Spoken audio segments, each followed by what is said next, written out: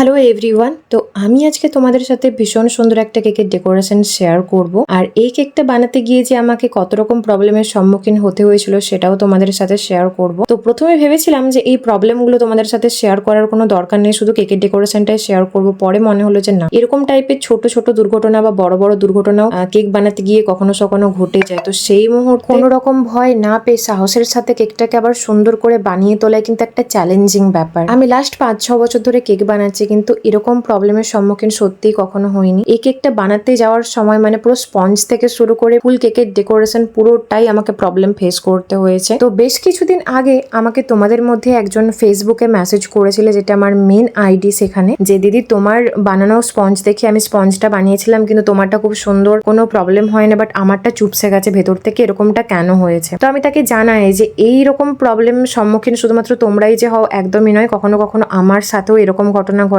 তো সেটার কারণ অনেক রকম হতে পারে। প্রথম কারণ হতে পারে যে বেকিং পাউডার আর বেকিং সোডাটা পুরনো, বা হয়তো অনেকে লুজ ময়দা ব্যবহার করে, প্যাকেট ময়দাটা ব্যবহার করে না, অনেকে কর্নফ্লাওয়ারটাও নন ব্র্যান্ডেড ব্যবহার করে। এরকম ধরনের অনেক কিছু প্রবলেম হতে পারে কেকটা ভিতর থেকে চুপসে যাওয়ার জন্য।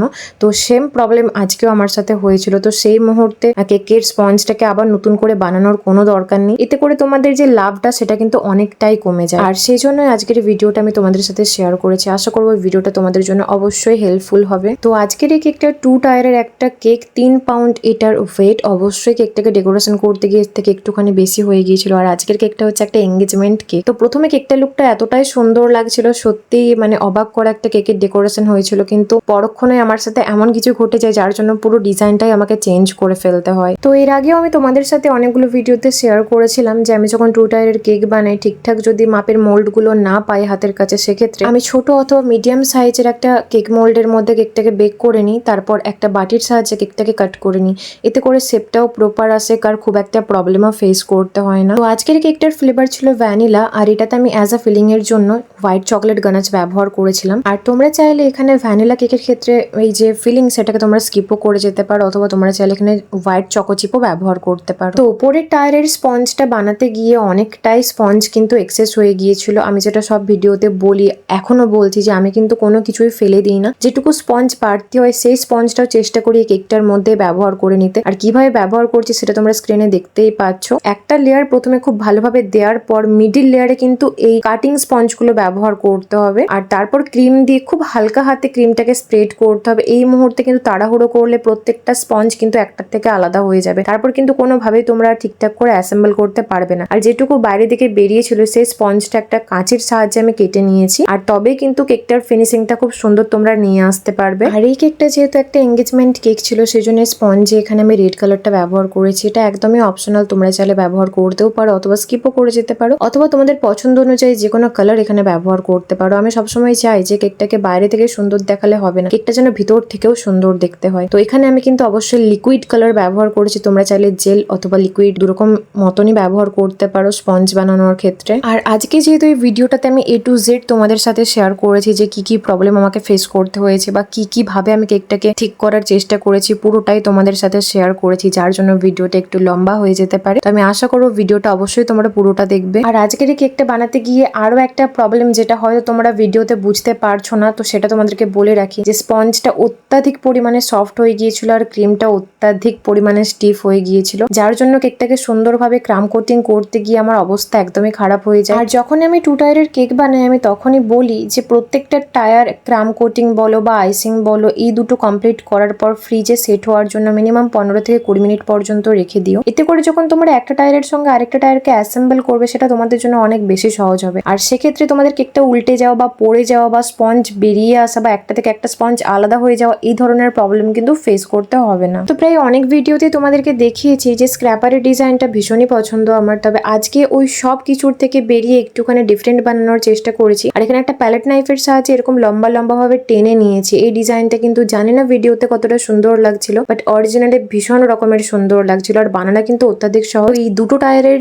গায়ে কিন্তু আমি সেম ডিজাইনটা বানিয়েছি, তোমরা কিন্তু অবশ্যই ডিজাইনটা একবার ট্রাই করতে পারো। তো এই দুটো টায়ারকে ফ্রিজে রেখে দিয়েছিলাম আধ ঘন্টার মতন। খুব সুন্দরভাবে সেট করে নেবার পর দুটো টায়ারকে আমি অ্যাসেম্বল করছি, আর এটা কিন্তু অনেক সাবধানতা অবলম্বন করে করতে হবে। এই মুহূর্তে কিন্তু খুব তাড়াহুড়ো করলে একদমই চলবে না। আর যেহেতু কেকটা একটু দূরে যাবে, সেজন্য আমি এখানে একটা ডাবলস ব্যবহার করেছি। অবশ্যই এটা তোমাদের ব্যবহার করা উচিত, যাতে একটা টায়ার থেকে আরেকটা টায়ার কোনোভাবে সরে না যায়। আর তারপর আমি একটা রোজ নজলের সাহায্যে রোজ বানিয়ে নিয়েছি। আর এখানে আমি মিডিয়াম সাইজের একটা রোজ নজল ব্যবহার করেছিলাম। আর এই কেকটা যে দাদা আমাকে অর্ডার করেছিলেন তিনি আমাকে বলেছিলেন যে কেকটাতে অনেক সুন্দর সুন্দর গোলাপ বানিয়ে দিতে হবে, আর অনেকগুলো গোলাপ বানিয়ে দিতে হবে। আর প্রত্যেকটা গোলাপের কালার কিন্তু একটার থেকে আলাদা হবে, মানে মাল্টি কালারের গোলাপ বানাতে বলেছিল। তো এখানে আমি সেটাই বানানোর চেষ্টা করেছি। আর এই গোলাপগুলো এতটা সুন্দর লাগছিল দেখতে যে কি বলবো আমি তোমাদেরকে। আর তোমরা চাইলে এখানে কিন্তু অবশ্যই কেকটাকে মানে মাল্টি কালারের না বানিয়ে এক দু ধরনের কালার ব্যবহার করেও কিন্তু বানাতে পারো। আর এখানে প্রত্যেকটা গোলাপ বানানো কমপ্লিট। এবার এই সেম ধরনের গোলাপ কিন্তু কেকটার টপেও আমাকে বানাতে হবে। তবে টপে যেহেতু মানে একই ধরনের গোলাপ বানাবো সেজন্য একটুখানি ডিফারেন্ট বানানোর চেষ্টা করেছি। বুঝতেই পারছো যে এটা একটা শেডিং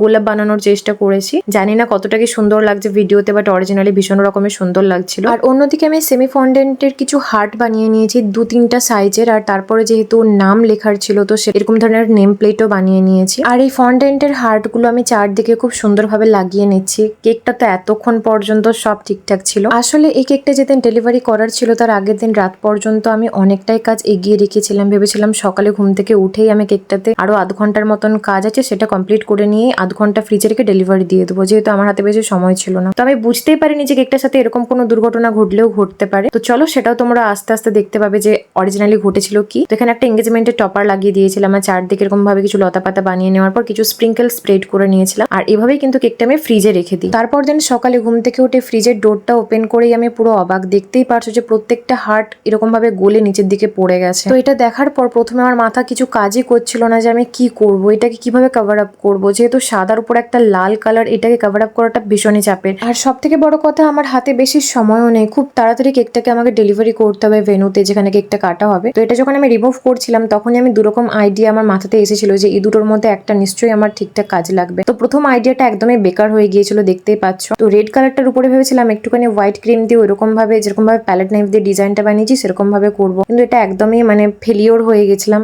এটা ঠিকঠাক কাজ করছিল না। তো নেক্সট আমি এখানে একটা নজলের সাহায্যে কিছু রোজেটস বানিয়ে নিই। ঘেটে যাওয়া জিনিসটা আমি একটু হলেও হাইড করতে পারি। তারপর একটা স্টার নজলের সাহায্যে আমি বর্ডারটা বানিয়ে নিয়েছিলাম। আর কিছু স্প্রিঙ্কেল ব্যবহার করেছিলাম হোয়াইট কালারের, যেহেতু আমাকে কেকের ডেকোরেশনটা বলেছিল বেশিরভাগ হোয়াইটের ওপরেই রাখতে আর তার উপর হালকা ফুলকা মাল্টিপল গোলাপ বানাতে, সেরকমই বানানোর চেষ্টা করেছি। আর এখানে একটা স্টার নজলের সাহায্যে বর্ডারটা বানিয়ে নিয়েছি। তোমরা তোমাদের পছন্দ অনুযায়ী যে কোনো নজল এখানে ব্যবহার করতে পারো। আর সবার সাথে এখানে কিছু সিলভার কালারের স্প্রের সাহায্যে চারদিকটা স্প্রে করে নিয়েছি। আর আমি জানি কেকটা ডিজাইনটা ভীষণ রকমের ঘিঞ্জি লাগছে, কিন্তু আমার কিছু করার ছিল না। সেই মুহূর্তে আমার হাতে বেশি সময় ছিল না যে আমি আবার নতুন করে ক্রিম দিয়ে কেকটাকে ডেকোরেশন করবো। তো ফাইনালি আমার কেকের ডেকোরেশনটা একদমই কমপ্লিট। তো অবশ্যই জানিও যে আজকের কেকের ডিজাইনটা, কেকের ডেকোরেশনটা বা আইডিয়াগুলো তোমাদের কেমন লেগেছে। আর ভালো লেগে থাকলে অবশ্যই একটা লাইক করে যেও। তো চলো দেখা হচ্ছে নেক্সট ভিডিওতে। Bye bye.